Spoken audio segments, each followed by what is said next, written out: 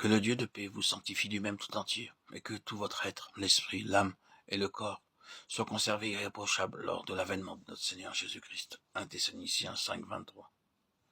Le sujet qui est devant nous n'a jamais autant que je sache attiré l'attention de beaucoup de gens. C'est la question du salut de l'âme.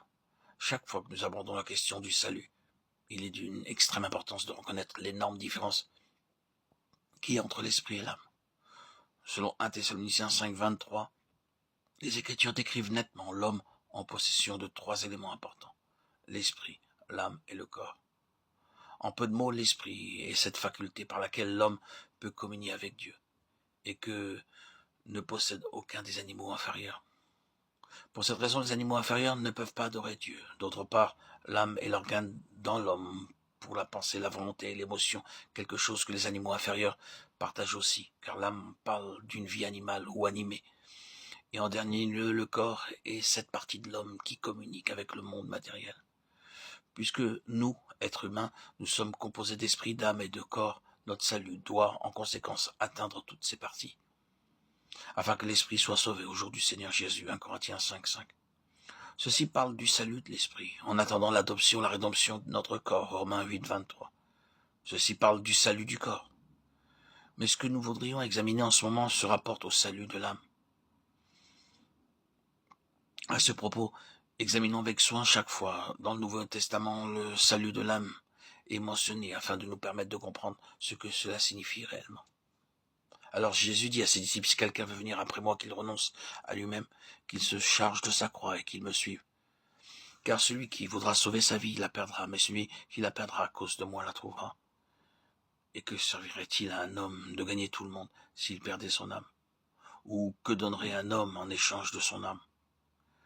Car le Fils de l'homme doit venir dans la gloire de son Père avec ses anges, et alors il rendra à chacun selon ses œuvres. Je vous le dis en vérité, quelqu'un de ceux qui sont ici ne mourront point, qu'il n'ait vu le Fils de l'homme venir dans son règne. Matthieu 16, 24, 28. Alors Jésus dit à ses disciples: par ceci, nous savons que les paroles qui suivent, le Seigneur Jésus les a dites à ses disciples, et non pas à des étrangers.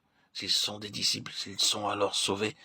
Par conséquent, n'oublions pas que les mots qui suivent s'adressent à des saints sauvés, et non à des pécheurs non sauvés.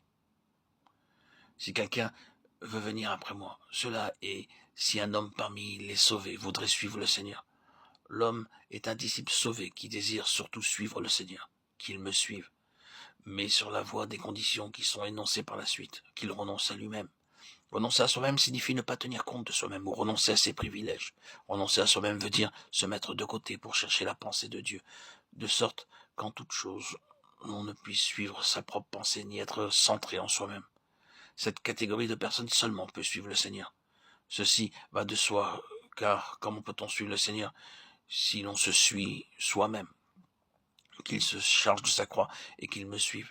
Ceci est encore plus profond que de renoncer à soi-même, car renoncer à soi-même est seulement ne pas tenir compte de soi-même, tandis que se charger de sa croix, c'est accepter tout ce que Dieu a décidé pour la personne et être disposé à souffrir conformément à la volonté de Dieu. En renonçant à nous-mêmes et en nous chargeant de la croix, nous pouvons vraiment suivre le Seigneur. Car celui qui voudra sauver sa vie la perdra, mais celui qui la perdra à cause de moi la trouvera. Ici, le mot vie est dans le texte original grec psyché, ce qui signifie âme. Ce verset de l'Écriture nous parle donc du salut ou de la perte de notre âme, ce qui nous éclairera sur ce sujet à l'étude. Car relie le mot qui suit avec ce qui le précède. Cette relation nous aidera à voir que la phrase qu'il renonce à lui-même, qu'il se charge de sa croix, dans le verset antérieur, revient au même que sauver ou perdre l'âme, mentionnée dans le verset qui suit. Car celui qui voudra sauver son âme, en le traduisant ainsi, cela signifie donc que bien qu'il ait le désir de suivre le Seigneur, toutefois il n'est pas prêt à renoncer à soi-même et à se charger de sa croix. Ceci nous aide à comprendre quelque peu la signification de sauver son âme et révèle combien une personne est peu disposée à renoncer à elle-même, à renoncer à ses privilèges et à consentir de souffrir pour obéir à Dieu. Ainsi, nous pouvons nous rendre compte que la signification de sauver l'âme est justement le contraire de renoncer à soi-même et de se charger de la croix. Si quelqu'un sait ce qu'est le renoncement de soi-même et ce qu'est porter la croix, il saura aussi ce que signifie sauver son âme. Le Seigneur nous dit que si un homme est si soucieux de lui-même au point de ne pas vouloir renier son moi, de prendre sa croix et de souffrir à cause de l'obéissance à Dieu, un tel homme en fin de compte perdra son âme. En essayant de sauver son âme de la façon précitée, il aura comme conséquence de la perdre dans le futur. Perdre son âme signifie qu'à la fin, il souffrira et perdra tout ce à quoi il prenait plaisir. Il n'obtiendra donc pas ce qu'il cherchait.